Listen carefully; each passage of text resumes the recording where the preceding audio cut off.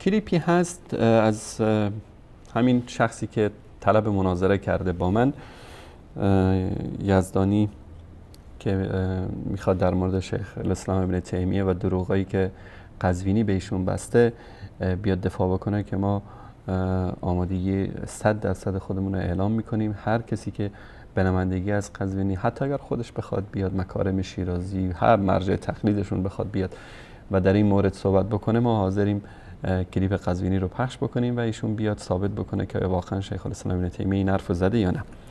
اما بریم رو همین شخص و یک دروغی که گفته. کلیپی است که من این کلیپ رو خدمت شما عزیزان پخش میکنم. در جواب بیننده میخواد بیاد ثابت بکنه 12 امام رو. ما گفتیم که حتی اگر یک روایت بدون تناقض و صحیح از کتاب‌های خودتون در اثبات 12 امام داشته باشید، بیارید مورد بررسی اینجا قرار میدیم، میبینیم که راست هست یا دروغ. حالا میریم رو این کلیپ و ببینیم که این آقا چه ادعا میکنه. احمد جان صدا تصویر اگر داشته باشید. جابر بن عبدالله انصاری میگه من لوحی رو دیدم که بسیار درخشان بود در دست سیده طاهره سلام الله علیها، که نام 12 تن از امامان که از فرزندان حضرت زهرا بودن در او وجود داشت. خب اینا اومدن به اون اشکال میکنن که این پس امیرالمومنین میشه با این 12 نفر 13 نفر، در اون که از باب تقلیب هست. اولا اونا سندش ضعیفه، اونی که سندش صحیحه در کتاب شریف کافی و کتاب‌های دیگه اومده نام ائمه رو برده، تک تک از اول تا آخر نام همه ائمه آمده و شبهشون بسیار بسیار پیش پا افتاده و غیر قابل قبول. به همین راحتی اینا آمدن و شبهشون خیلی پیش پا افتاده است و این حدیث هم حدیث صحیح است و لوح فاطمه هم وجود داره و اسم امام هم 12 تا هم تک تک ذکر شده. ما میگیم اول حدیث لوح جابر که در کتاب کافی که صحیح ترین کتابشون هست میایم از اینجا بررسی میکنیم، بعد میریم رو حدیثی که نام تک تک اماما 12 تا رو تک تکشون رو آورده و میبینیم که آیا واقعا این حرفشون. البته تقصیر این بیچاره بدبخت نیست، این که بی سوادیه که چیزی سرش نمیشه. این همین فایل پاورپوینتی رو که استاد دروغگوش بارها نشون داده و ازش دروغ گفته و ما کلیپا ساختیم و جوابشو دادیم، همون فایل رو یک کپی به این داده و این داره مثل بلبل میخونه اونجا. من اتفاقا وقتی که این کلیپ رو دوستان به من دادن سرچی کردم تو آرشیفی که پیشم دارم، یک فایل فولدری دارم به اسم دروغای قزوینی، دروغایی که تا حالا ما کلیپ ازش درست نکردیم و همینطوری گذاشتیم. یعنی ما از بین مثلا 10 تا 20 تا 30 تا دروغی که یک هفته ایشون میگه یکیشو انتخاب میکنیم به عنوان نمونه ازش کلیپ درست میکنیم با امید اینکه آقا بیاد جواب بده، که میدونید که جوابی ندارن و نخواهند داد. من این روایت رو خدمت شما عزیزان نشون بدم. بله، اگر احمد جان صدا تصویر داشته باشید. مبده گندوزی جلد 3 صفحه 308 از کتب اهل سنت این قضایا روشن شده. در کتاب های برای شما از کم شیعه هم به همین شکل آمده. ببینید حدیث جابر از حضرت زهرا سلام الله علیها هست با سند صحیح در کتاب‌های ما. در اینجا هم شما میبینید نام تک تک ائمه علیهم السلام در اینجا برای شما عرض کنم: امام حسن، امام حسین، بعد از او امام سجاد، بعد از او امام باقر، امام صادق، امام کاظم، بعد از او امام رضا سلام الله علیه، بعد از او امام جواد، امام هادی، امام عسکری و بعد از او فرزندش حضرت مهدی ارواح نافدا. کافی جلد اول صفحه 527 حدیث 3 و روایت هم 100% صحیحه. یک نکته رو اینجا خدمتتون نشون بدم اگر دوستان متوجه شده باشن، اینجا این روایت لوح جابر رو همینطوری ازش رد شد و بهش اشاره نکرد. بعد از او امام سجاد، بعد از او امام در اینجا برای شما. در اینجا هم شما میبینید نام حدیث جابر از حضرت زهرا سلام. بله اینجاست.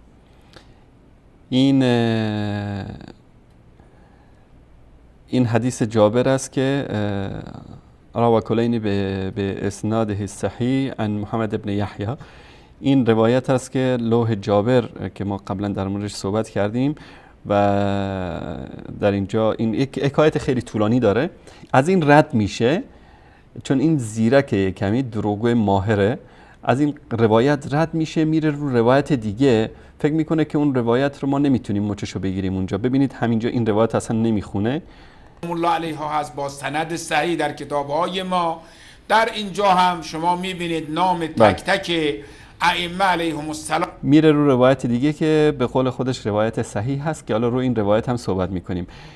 در اینجا برای هادی امام عسکری و بعد از او فرزندش حضرت مهدی ارواح نافدا. کافی جلد اول صفحه 527 حدیث 3 و روایت هم 100% صحیحه.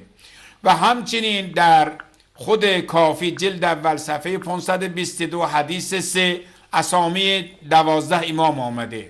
در صفحه این همون لوح فاطمه است که در مورد این ما حرف و حساب زیاد داریم، انشالله صحبت خواهیم کرد.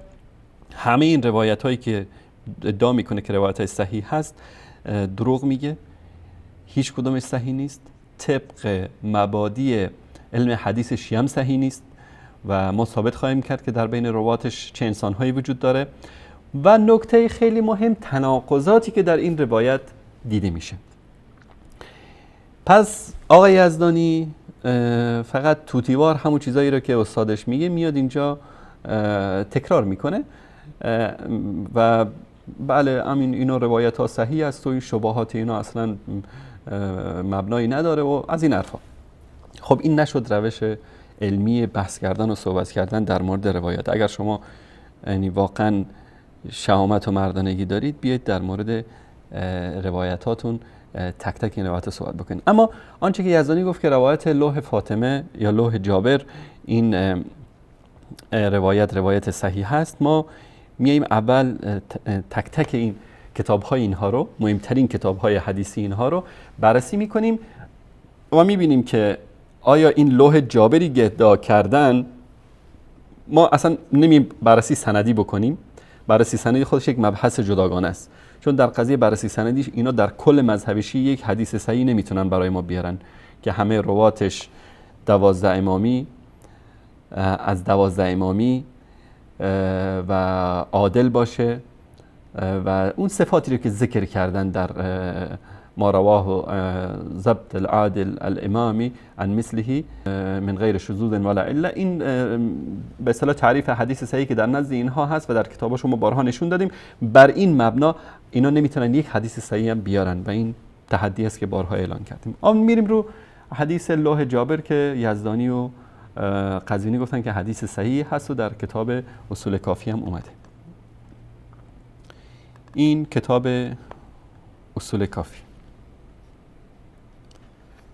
اینم شناسنامش، اینم ثقة الاسلامشون محمد ابن یعقوب کلینی، اینم این روایت هفتم میگه محمد ابن یحیی میگه سمعت ابا جعفر یقول 12 امام من آل محمد كلهم محدث من ولد رسول الله و من ولد علی و رسول الله و علی هم الوالدان. 12 امام از فرزندان علی و رسول الله. دقت بکنید 12 امام من ولد رسول الله و من ولد علی. 12 امام از فرزندان علی و رسول الله. یعنی چی؟ یعنی علی امام نیست. اگر امام است بعد چون دروغگو میگن حافظه نداره، این حدیثو که جعل کرده متوجه این مسئله نشده. بعد میگفت که 11 اماما من ولد رسول الله و من ولد علی اضافه الى علی 12 اماما. اما دیگه بده بره، این مذهب اینا اینطوری است. و روایت بعدی روایت نهم در صفحه 408 کتاب اصول کافی. این روایت خیلی جالب است.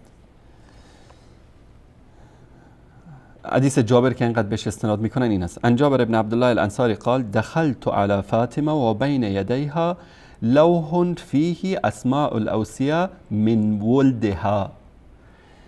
بر فاطمه داخل شدم، اونجا گفته بود من ولد رسول الله و من ولد علی، فرزندان رسول الله فرزندان علی. در اینجا خواسته فقط عبارات رو عوض بکنه، دروغ همون دروغه.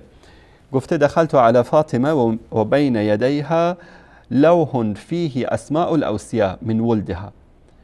پیش فاطمه داخل شدم، جابر بن عبدالله میگه، و در دست او لوحی بود که در اون اسماء اوصیا از فرزندانش بود. فعددت 12 آخرهم القائم. این فرزندان فاطمه رو که در این لوح بود حساب کردم، 12 تا بودن، آخرشون هم قائم علیه السلام بود، یعنی همین مهدی مزعومی که ادعا میکنن. 3 منهم محمد و 3 منهم علی.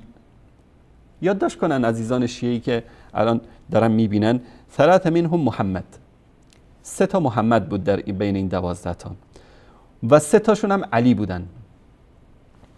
یک بار دیگه روایت رو میخونیم، شما فقط یادداشت بکنید: 3 تا محمد و 3 تا علی. دخلت على فاطمه و بین یدیها لوح فی اسماء الاوصیاء من ولدها فعددت 12 آخرهم القائم. بر فاطمه داخل شدم، در نزد یک لوحی بود، در این لوح اسماء اوصیا بود از فرزندان فاطمه، حساب کردم 12 تا بودن، آخرشون علی بود، 3 تاشون محمد و 3 تاشون علی. این کتاب اصول کافی که آقای قزوینی میگه این حدیث صحیح هست و این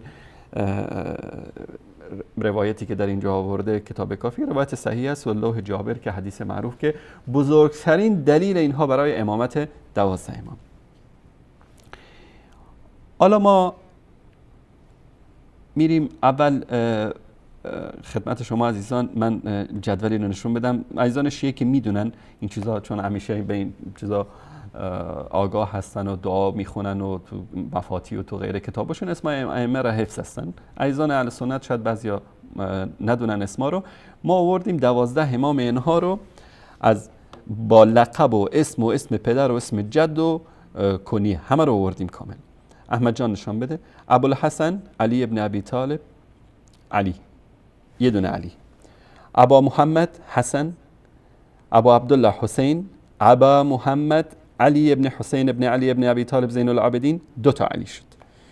بعد ابو جعفر محمد، ابو عبدالله جعفر، ابو الحسن موسی و ابو الحسن علی ابن موسی ابن جعفر الرضا، امام رضا. این شد 3 تا علی. بعد ابو جعفر محمد ابن علی ابن موسی الجواد التقی، ابو الحسن علی، این شد 4 تا علی. امام دهم اسمش علی ابن محمد ابن علی الهادی النقی است. پس ما 1، 2 تا، 3 تا و 4 تا علی داریم در بین 12 امام و 3 تا محمد داریم. ابو جعفر محمد اسمش است، امام پنجم. امام نهم ابو جعفر محمد اسمش است، محمد ابن علی ابن موسی. و ابو القاسم امام مهدی هم اسمش محمد است، محمد ابن حسن ابن علی المهدی الحجه. پس شد 3 تا محمد و 4 تا علی. دوستان دقت کردن؟ الان معمایی که اینجا شاید در ذهن شما ایجاد شده باشه رو شاید متوجه شده باشید که منظور ما چی است در اینجا. اینها در وقتی که روایت جابر رو که وقتی ما میایم اینجا میبینیم، در روایت جابر این روایت است. گفت بر فاطمه داخل شدم و در نزد او لوحی دیدم که اسم امامان نوشته بود از فرزندان فاطمه، من ولدها، فرزندان فاطمه. حسابشون کردم 12 تا بودن. فعدت 12 آخرهم قائم، آخرشون قائمت. 3 منهم محمد، 3 تا محمد توش بود و 3 منهم علی، 3 تا هم علی بود. 12 امام فرزندان فاطمه، 3 تاشون علی، 3 تاشون محمد. پس علی ابن ابی طالب کجاست؟ ما کجا حساب کردیم 4 تا شد، 4 تا علی و 3 تا محمد. اینا یعنی شما تصور کنید محمد ابن یعقوب کلینی یکی از استوانه های دین این است. یعنی کلینی رو بردارید میریزه، شیعه تموم شد رفت. کافی رو بردارید دیگه چیزی برای تشیع نمیمونه. هر شدان از همین کافی دارن. این آقا انقدر عقل و شعور نداشته که یک چرتکه به اصطلاح این کلیپ آیت الله چرتکه رو احمد جان آماده کنه، شاید در آخر این موضوع به درد بخوره. یه چرتکه میگذاشت جلو خودش که اینا رو حساب میکرد، یه 4 تا خط میکشید که 4 تا علی است نه 3 تا علی. شاید بگن که خب اینجا مثلا یزدانی میگه اینجا از باب تقریب گفته، از باب میگه که من ولدها 12 تا امام من ولدها، دیگه قضیه واضح و آشکار است. بر صورت میریم رو روایتی که در کتاب‌های دیگر اینا هم اومده و این روایت ها رو هم بررسی میکنیم که ادعا میکنن که امامان اعلام الورا در اینجا هم همین مطلب اومده. در احمد جان نشون بده کتاب اعلام الورا به اعلام الهدى از شیخ طبرسیشون در جلد دوم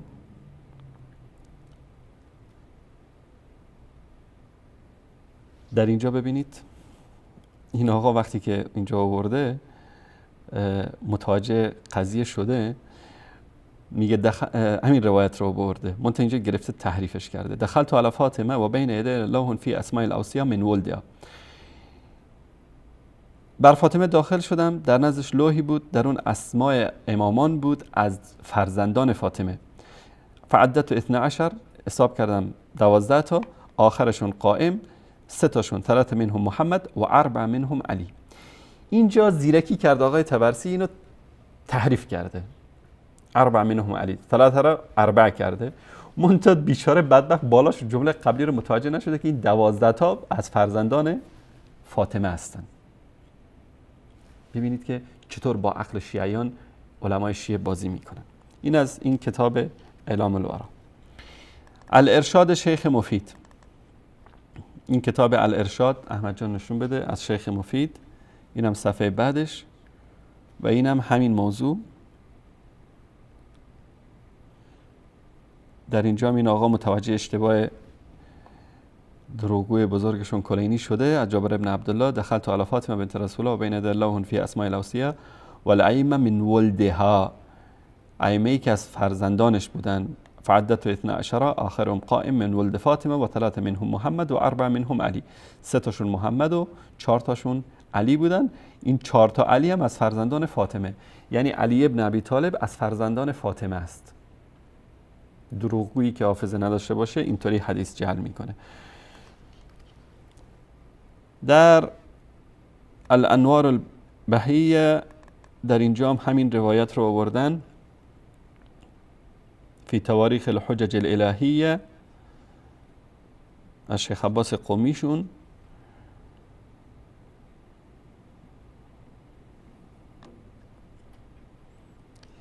در اینجا یک دروغ خیلی جالبی گفته شیخ عباس قمی، میگه که این هذا الامر یملکه 12 اماما، این امامت در نزد 12 تا امام هست. من ولد علی و فاطمه. گوش کنید به ترجمه. میگه امامت رو حق 12 تا امام میدانیم که اینها از فرزندان علی و فاطمه هستند. 12 تا امام از فرزندان علی و فاطمه. پس این وسط علی چی کار است؟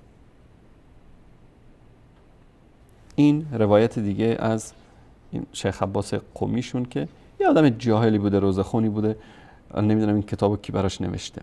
الخصال شیخ صدوق در اینجا همین روایت رو آوردن.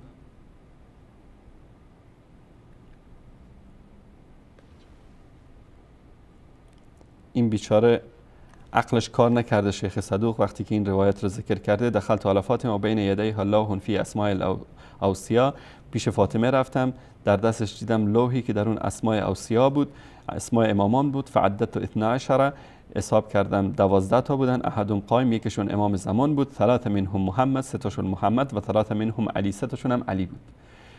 پس اینجا علی ابن ابی طالب جز امامان نیست بر اساس این روایتی که در ابواب 12 امام صفحه 478 جلد 2 شیخ صدوقشون آورده.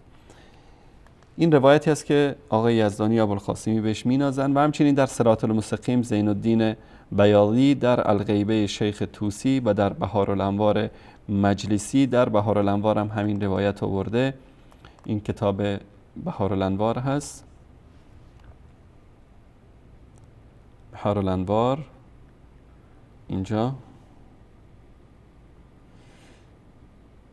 اینجا میگه که در روایت ششم در صفحه 287 تاریخ الامام الزکی حسن المجتبی، و در چاپای قدیمش جلد 44 صفحه 138 میگه پیامبر صلی الله علیه و سلم عهد و پیمان گرفتن که این امامت برای 12 شخص که همه امام هستن از فرزندان علی و فاطمه، از فرزندان علی و فاطمه 12 تا امام هستن که اینها یا مسموم میشن یا مقتول هستن. پس علی امام نیست طبق این روایتی که در بهارالانوار مجلسی اومده.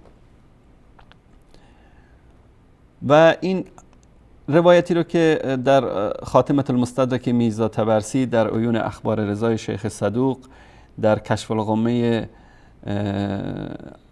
اربیتی است و کمال الدین و تمام النم شیخ صدوق و من لا یحضر الفقیه و وسایل شیعه، همه اینجا روایت های 13 امامی است. یا 4 تا علی است، علی ابن ابی طالب جزش نیست، یا 3 تا علی است، علی ابن ابی طالب جزش نیست. المهم یا اینا قائل به 13 امام هستن، یا اینکه همون حرفی که زدیم و به حقیقت نزدیکتر است که اینا دروغ گفتن و چون دروغگو حافظه نداره حواسشون نبوده که این روایت ها رو یک چرتکه جلوشون بذارن، ماشین حساب که نبوده اون موقع، یه جمع و تفریقی بکنن که حداقل مثل آیت الله قزوینی که از 1000 تا 1100 بلد نیست یک شماره به شماره، اینو تو 12 تا امام موندن که چند تاش علی است چند تاش محمد است. و این روایت رو برای نمونه خدمتتون نشون بدم. کشف الغمه فی معرفت الائمه جلد 3 ابی جعفر محمد ابن علی جابر ابن عبدالله انصاری دخلت علی فاطمه بنت محمد و بین یدیه لون فی اسماء الاوصیه و الائمه من ولدها، فرزندانش 12 تا. فعدت 12 اسما آخرهم قائم من ولد فاطمه، دوباره تکرار کرده که 12 تا از ولد فاطمه است. 3 منهم محمد و 4 منهم علی، 3 تاش محمد است و 4 تاش علی است. اینها کیا هستن؟ اینا 12 امام هستن. پس علی ابن ابی طالبی به عنوان امام در نزد ایشون وجود نداره. در کتاب کشف الغمه جلد 3 صفحه 246 این مطلب رو آورده.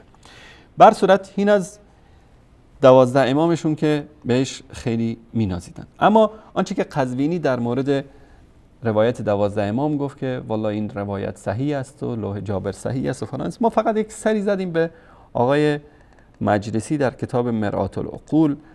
این کتاب مرآت العقول فی شرح اخبار آرسوک در شرح کتاب کافی نوشته شده، اینم صفحه بعدش، اینم شناسنامه‌اش.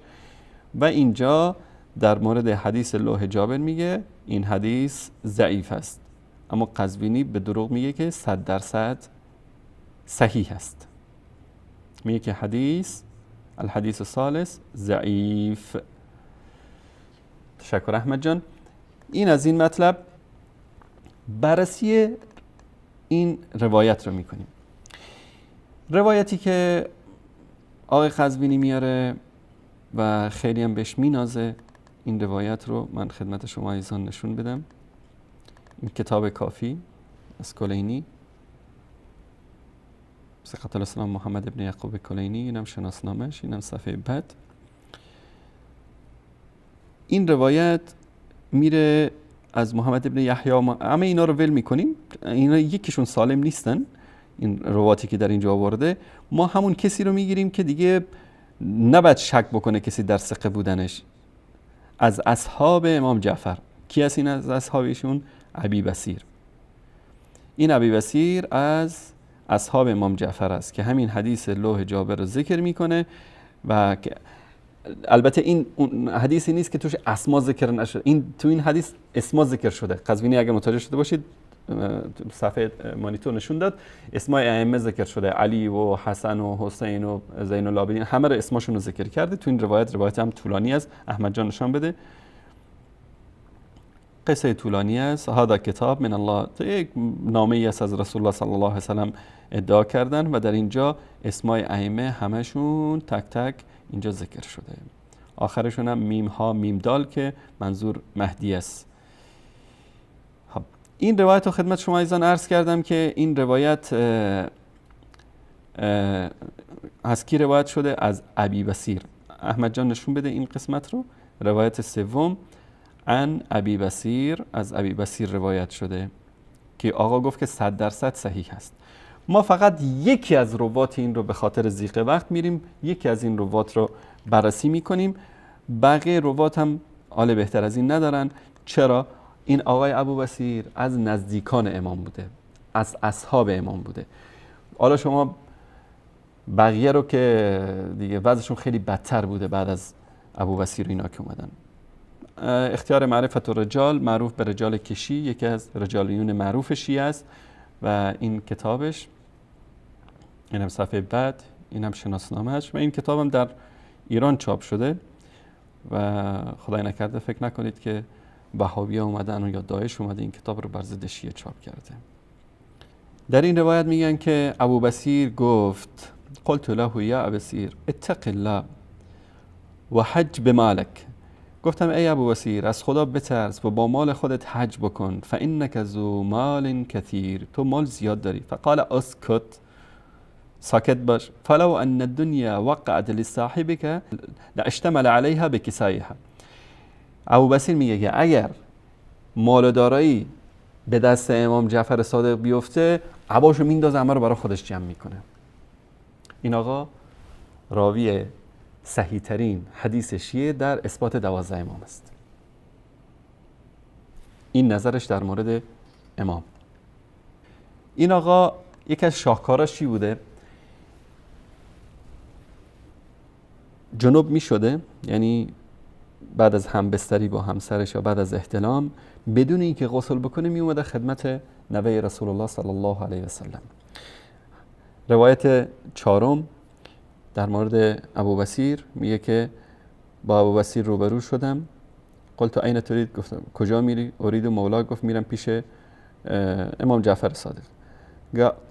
قلت انا اتبعک، منم با تو میام. فمضى معي فدخلنا عليه، داخل شدیم بر امام و احد نظر الیه فقال هكذا تدخل بیوت الانبیاء و انت جنوب، این گونه وارد خونه پیامبران میشی در حالی که جنوب هستی، یعنی غسل بر تو واجب شده.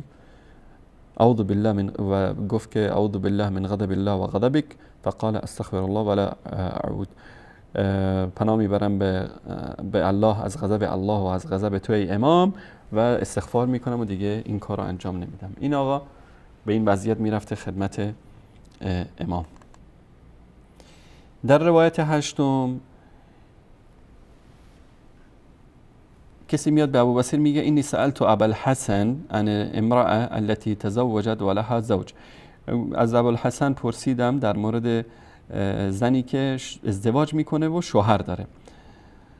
قال ترجم المرأة ولا شيء على رجل، زن رو سنگسار میکنن و مرد ولش میکنن، کاری به کارش ندارن.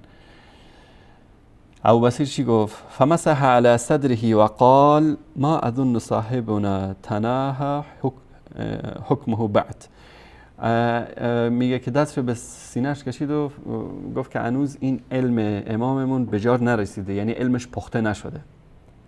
این نظر آقای ابو بصیر بوده در مورد امام. در روایت بعدی میگه سألت ابا الحسن عن رجل، ازدواج کرده، همون سوال قبلی. در اینجا میگه که ابو بصیر دستش رو به سینه‌اش زد و گفت که فکر میکنم که این امام ما تالا علمش کامل نشده. اظن صاحبنا ما تکامل علمه، علمش هنوز کامل نشده.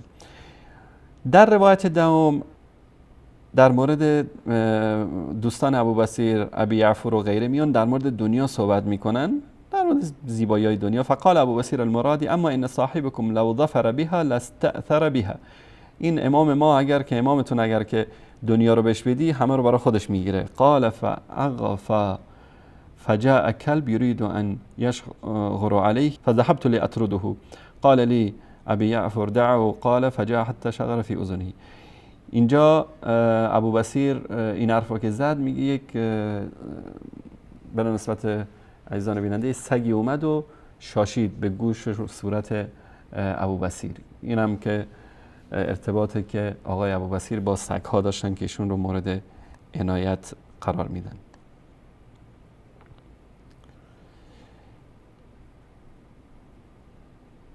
این آقای ابو بصیر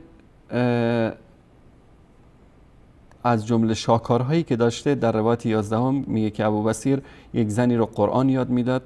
کنتو اقرأ امرأة كنت اعلمها القرآن قال فمازحتها بشيء. با این زن یک شوخی کردم.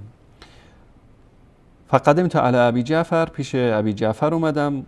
قال لی یا ابا بصیر، ای ابو بصیر ای شیء قلت لامرأة، با این زن چیکار کردی، چی گفتی بهش؟ قال قلت بیدی کذا، یعنی دستکاری کردم، دست به جسمش زده به اصطلاح. وقد وجهه، این گفته این دست زدم به این زن و صورتشو، ابو بصیر خجالتی هم بوده بیچاره بدبخت، صورتشو پوشانده. قال امام چی گفته؟ لا تعدن الیها، بر نگرد به این زن، یعنی دیگه باش این کارا رو نکن.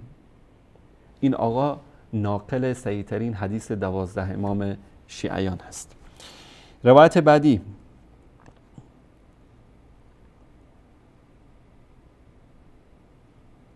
این آقا دیوونم بوده، یعنی قاطی بوده.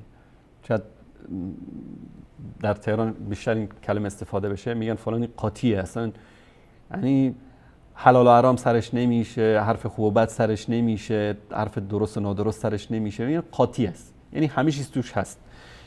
این آقا میگه که در مورد ابو بصیر از کسی پرسیده و ایشون گفته اسمش یحیی بن ابی القاسم بود و ابو بصیر کان یکن ابا محمد، کنیش ابو محمد بود. کان مولا لبنی اسد، برده بنی اسد بود و کان مکفوفا، کور بود. فسألتو هل یتهم بالغلو، آدم غالی بود. فقال اما الغلو فلا، غالی نبوده، لم یتهم به غلو متهم نشده، ولکن کان مخلطا، قاطی بوده. این آقایی که قاطی بوده این راوی 12 تا امام شیعیان است که آقای قزوینی و یزدانی هم شاگردش با افتخار میگن که این روایت ما روایت صحیح هست. میگه که ببینید بی‌ادبی اینها رو با ائمه اهل بیت. میگه جلس ابو بصیر علی باب ابی عبدالله، ابو بصیر دم در امام جعفر صادق نشسته بود. لیطلب الاذن، اجازه میخواست که وارد بشه. فلم یوزن له، بهش اجازه ندادن. فقال لو کان معنا طبق لأذن. قال فجاء كلب فشغر في اذنه. میگه که اگر ما یه سینی پر از هدایا میداشتیم امام بهمون اجازه میداد. این ابو بصیر راوی صحیح‌ترین روایت 12 امام که امام جعفر صادق رو متهم میکنه که اگر که یک سینی پر از هدایا میداشتیم بهمون اجازه میداد، چون الان سینی دستمون نیست و فقیر هستیم بهمون اجازه نمیده. این روایت دیگری که اینا آوردن در اینجا.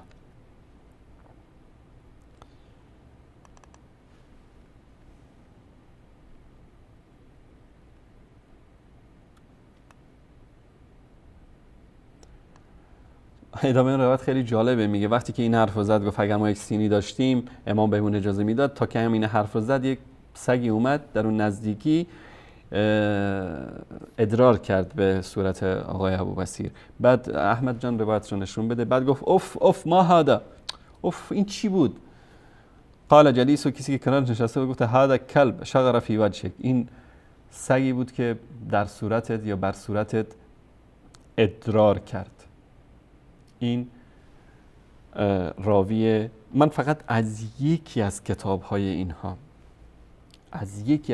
اینها و اونم رجال کشی در مورد یکی از روات این حدیث صحبت کردم، در حالی که درباره بکر ابن صالح الرازی، صالح ابن ابی حماد، عبدالرحمن ابن سالم، همه رواتی که در این روایت اومدن در مورد تک تکشون مدارک دارم که میتونم صحبت بکنم. اما مش نمونه خروار صحیح ترین راوی اینها که به اصطلاح دیگه حرف و حسابی روش نیست. مثلا ما وقتی که میایم احادیث رسول الله صلی الله علیه و سلم رو بررسی میکنیم، وقتی میگیم که مثلا جابر ابن عبدالله انصاری از رسول الله صلی الله علیه و سلم روایت کرده و این حدیث رو مثلا احمد، محمود، تقی، نقی فلان از جابر روایت کردن، دیگه نمی‌ریم رو جابر ما صحبت بکنیم که والا این جابر چجور انسانی بوده، کافر بوده، مسلمان بوده، غالی بوده. این دیگه صحابی رسول الله صلی الله علیه و آله و سلم است، دیگه حرف و حساب روش نیست. این آقا ابوبصیر هم صحابی به اصطلاح امام جعفر صادق است. این هفته گذشته اگر در مورد جابر جوفی یادتون باشه صحبت کردم و 100 و چند هزار حدیث روایت کرده و در یک مرتبه یک بار بیشتر پیش امام باقر دیده نشده.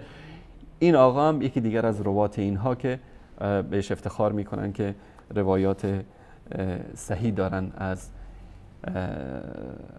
اصول کافی و از غیر کتاباشون در مورد اثبات کردن 12 امامشون که لوح جابر و اون حدیث دیگری که آقای قزوینی در موردش صحبت کرد. بله سلام علیکم، بفرمایید. سلام علیکم آقای انصاری، حال شما، احوال شما؟ علیکم السلام و رحمت الله. آقای انصاری می‌خواستم بگم امامان رو کسی قبول نداشته باشه خدا قبول داشته باشه خدا او رو معاقبه میکنه یا نه؟ اگر مثل یهود و نصارا که پیغمبر رو قبول نکردن خدا اونا رو عذاب و عقاب میکنه.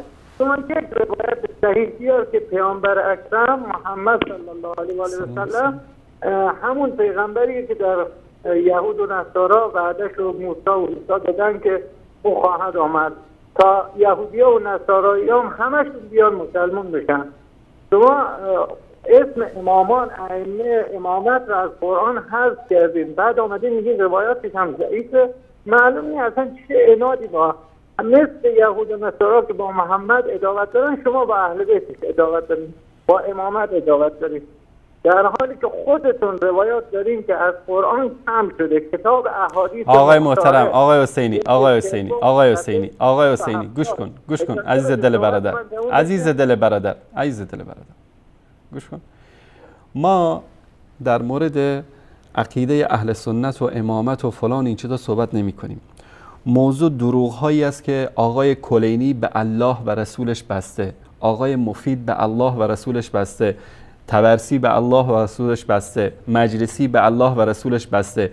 این علمای بیعقل شما برز معذرت یعنی بلد نبودن که دو تا چند تا میشه. یعنی 12 تا امام رو یک بچه کلاس اول ابتدایی با دنگوشای دستش میتونه بشماره. در این مورد صحبت بکنید. این روایت هایی که شما قائل به تحریف قرآن هستید. بینندگان از این آقای حسینی یک از آخوندهای شیعه است، اعتقاد داره که ما اهل سنت روایت هایی رو که در اون اسم ائمه در قرآن کریم ذکر شده و امامت ذکر شده این رو از قرآن حذف کردیم. این اعتقاد به تحریف قرآن است و این کفر محض است. من بارها اعلان کردم هر کس که قائل به تحریف قرآن باشه کافر است، مرتد است، جاودان در آتش دوزخ است. و این آقا قائل به تحریف قرآن است. ما در این مورد صحبت نمی کنیم. در مورد تحریف قرآن بارها باهات صحبت کردم، گفتگو شده و کلیپاش هم داره در شبکه وصال حق پخش میشه و الحمدلله این صحبت ها و اعترافات شما سبب هدایت ده ها بلکه صدها جوان شیعه شده که از این حقیقت ها خبر نداشتن و شما خودتون اعتراف کردید.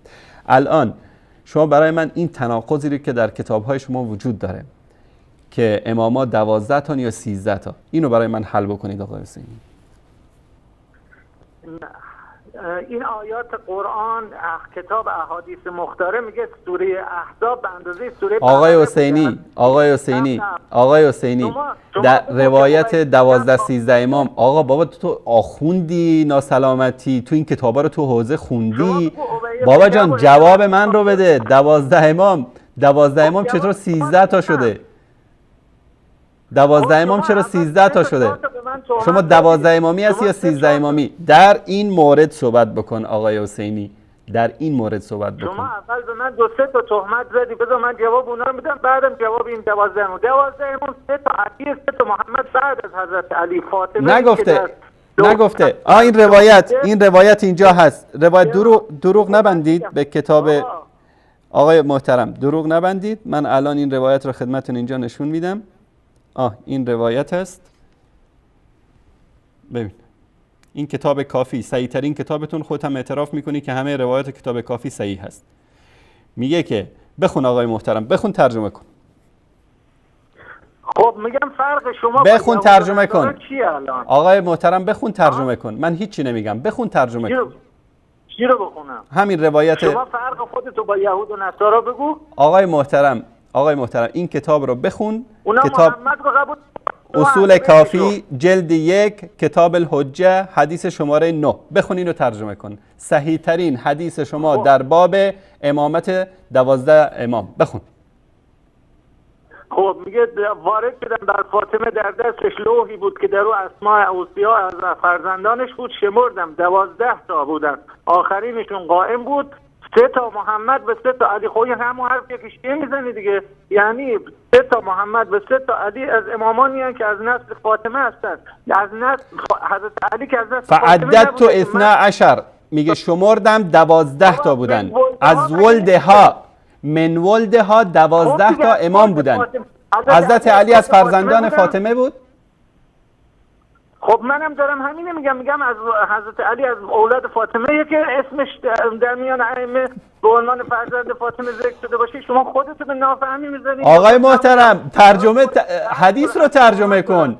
بینندگان خودشون قضاوت میکنن که نفهم کیه. آقای حسینی در روایت میگه و بین یدیها لوح فیه اسماء الاوصیا. در دست فاطمه لوحی بود که اسماء اوصیا یا امامان بود در اون. من ولدها از فرزندانش.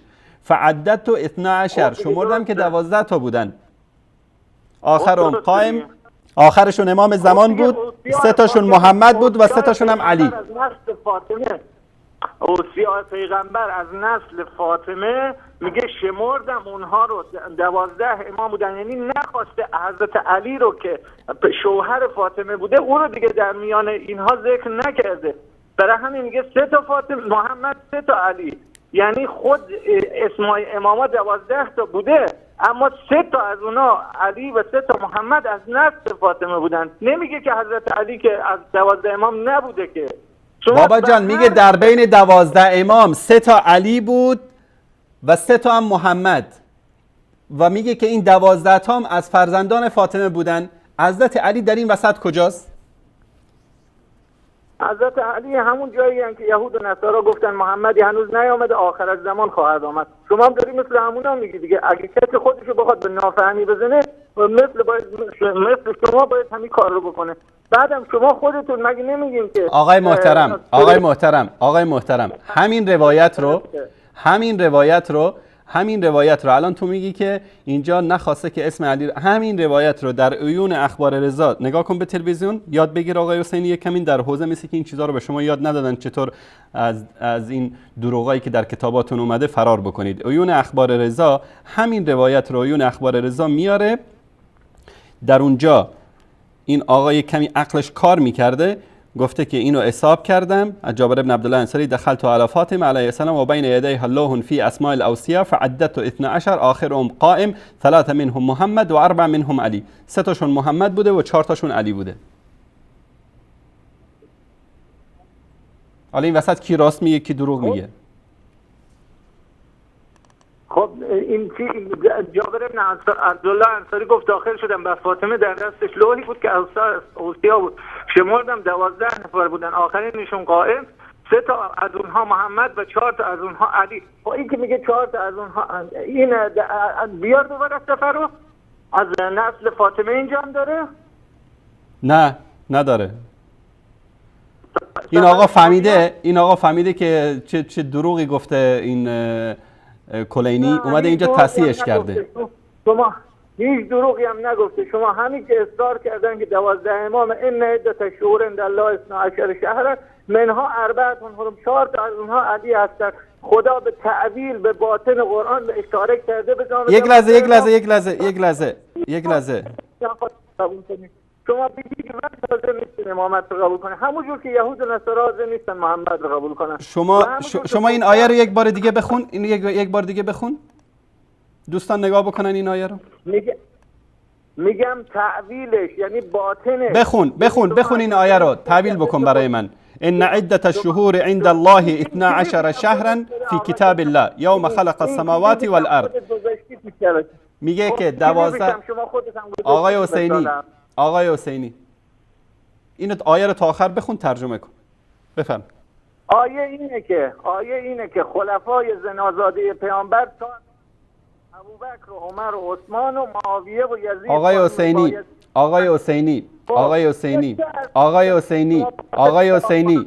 حسینی آخوند. بله. زنازاده رهبر معظمتونه، زنازاده آخونداتونن، زنازاده مراجع تقلیدتونن. آیا پیامبر صلی الله علیه و سلم وقتی با دختر ابوبکر صدیق ازدواج میکنه، با عایشه صدیقه، با دختر یک زنازاده ازدواج میکنه؟ وقتی با دختر عمر ابن خطاب ازدواج میکنه، با دختر زنازاده ازدواج میکنه؟ بینندگان عزیز ببینید این اخلاق ایناست. وقتی که نمیتونن دروغ‌ها و تناقضات کتاباشون رو جواب بدن، توهین میکنن به اصحاب رسول الله صلی الله علیه و سلم. احمد جان، این آخرین تماس آقای حسینی خواهد بود در این شبکه. بعد از این من به این انسان‌های پست و رذلی که به پدرزنهای رسول الله صلی الله علیه و آله و سلم احترام نداشته باشن اجازه نمیدم در این شبکه صحبت بکنن. برای همیشه آقای حسینی آخوند، حجت الاسلام حسینی، آخوندی، چون 10 تا اسم داری، برای همیشه شما رو به سطل آشغال انداختیم. انشالله الله سبحانه و تعالی اگر قابل هدایت نیستی با فرعون و هامان و ابو جهل و ابو لهب و امیه ابن خلف مشورت بکنه.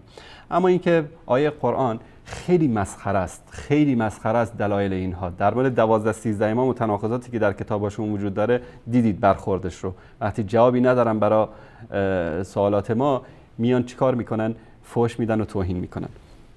ان عدة الشهور عند الله 12 شهرا. تعداد ماه‌ها در نزد الله سبحانه و تعالی 12 ماه هست. میگن اینا 12 تا امامن. فی کتاب الله یوم خلق السماوات والارض. در کتاب الله سبحانه و تعالی روزی که آسمان ها و زمین را خلق کرد. منها 4 حرم. 4 تا از اینها ماهای حرام هستند. من میخوام آقای حسینی و هر آخوند دیگه این جرأت و شهامت رو داشته باشه که وقتی که این آیه رو تعویل میکنید به 12 تا امام، این 4 تا امام حرامزاده رو نشون بدید که کیا هستن. توهین نیست، نگید که والا فلانی توهین کرد. خودتون وقتی که ادعا میکنید که ان عدة الشهور عند الله 12 شهر، 12 تا امام، خب اینجا الله سبحانه و تعالی میگه منها 4 حرم، 4 تاش ماهای حرام هستن. این 4 تا امام حرامزاده کیا هستن؟ نشون بدید. نکنید به اهل بیت رسول الله صلی الله علیه و سلم توهین نکنید با این تعویلای لایه چسبکتون. این اخلاق یک آخوند بینندگان عزیز، یک آخوند شیعیان عزیز بیدار بشید. اینان که شما رو دارن فریب میدن، اینان که دارن پولتون رو به اسم خمس میگیرن، نوامیستون رو به اسم صیغه دارن ازشون لذت میبرن. اینان وقتی که عقل نداشته باشن، منطق نداشته باشن، جواب نداشته باشن، در مقابل تناقضات و دروغ هایی که در کتاباشون اومده پاسخ نداشته باشن، شروع میکنن به فحاشی و توهین به اصحاب رسول الله صلی الله علیه و آله و سلم. دوستان عزیز، بینندگانی که برنامه منو در این چند سال هر هفته تقریبا میبینن، شاهد هستن که ما به آقای ابن مالک، حجت الاسلام ابن مالک، فرصت دادیم، باش بحث کردیم. در شروع خیلی مؤدبانه، با ادب، با اخلاق اومد بحث کرد و کلیپاش هم بارها در شبکه دیدید، ما پخش میکنیم گفتگوهایی که با من کرده. در آخر که کم آورد، به محارم ما، به همسران ما، به خانواده ما فحش داد، به همه بچهای وصال حق. و کلیپشو من پخش کردم. فحش‌های ناموسی، فحش‌های رکیکی که غیر از یک آخوند دیگه هیچ انسانی نمیتونه اینطوری فحش بده. بعد از اون ما انداختیمش سطل آشغال. کلیپی درست کردن،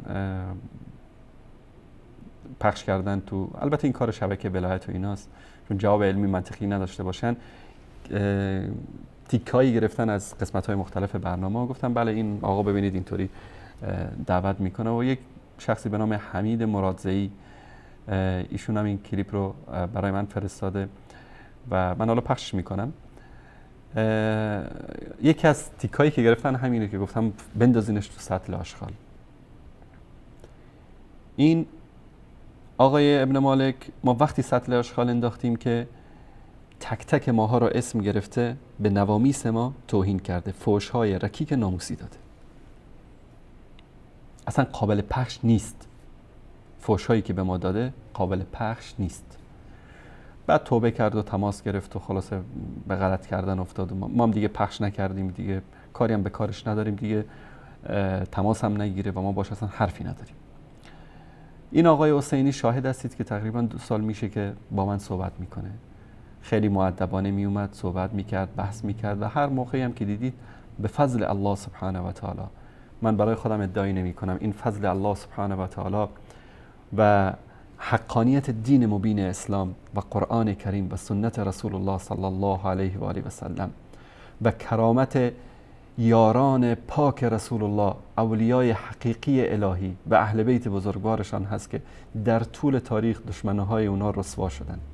من بارها گفتم اگر میخواید میزان ایمان و نفاق رو در دست داشته باشید و مردم رو بر اساس این میزان بسنجید که مؤمنن یا منافق، مقدار محبتشون به عایشه رضی الله تعالی عنها، به ابوبکر، به عمر، به عثمان، به علی، به طلحه، به زبیر، به حسن، به حسین، به فاطمه، به همسران پیامبر، به اهل بیت پیامبر، به اصحاب پیامبر. امین عمری رو که این آقا میگه زنازاده است رضی الله تعالی عنه، فاروق اعظم پدر خانم پیامبره، داماد علی ابن ابی طالب، داماد علیه. ام کلثوم دختر علی در همین کتاب کافیشون بابی داره، باب تزویج ام کلثوم، که ام کلثوم رو حضرت علی رضی الله تعالی عنه به ازدواج عمر در آوردن. حضرت علی در طول خلافت عمر، برید نهج البلاغه رو بخونید، مشاوره در مورد حمله به ایران، مشاوره در مورد حمله، مشاورش بوده علی. و این آخوند وقتی که جواب نداره برای دین عبدالله ابن سبع یهودی، میاد توهین میکنه، اهانت میکنه و فحش میده. و من هر کسی رو که به اصحاب پیامبر توهین بکنه، آقای امید مرادزئی و دیگرانی که شاید خوششون نیاد از این برخورد من اینجا میگم در وصال حق اینها حق ندارن صحبت بکنن. جای اینها سطل آشغال است. میخواید خوشحال بشید، میخواید ناراحت بشید. الله سبحانه و تعالی در قرآن کریم اولئک کالانعام، اونها مثل حیوانات هستند، مثل چارپایان هستند. مثلهم کمثل الکلب، آنها مانند سگ هستند. یا کمثل الحمار یحمل اسفارا، مانند خری که، الاغی که بار میکشه. اگر منطق حمید مرادزئی و امثال اینا که کلیپا رو گرفتن و حالا به زبان عربی و به فارسی و این ور دارن پیام میفرستن، شماها نوکران شبکه ولایت و اطلاعات ایران و این نظام شرکی ایران هستید و با این کارتون میخواید وقتی اونها ناکام شدن در مقابله با وصال حق، دارن از نوکراشون امثال شماها استفاده میکنن و میخوان نور الله سبحانه و تعالی رو خاموش بکنن. ولکن الله متم نوره ولو کره الکافرون.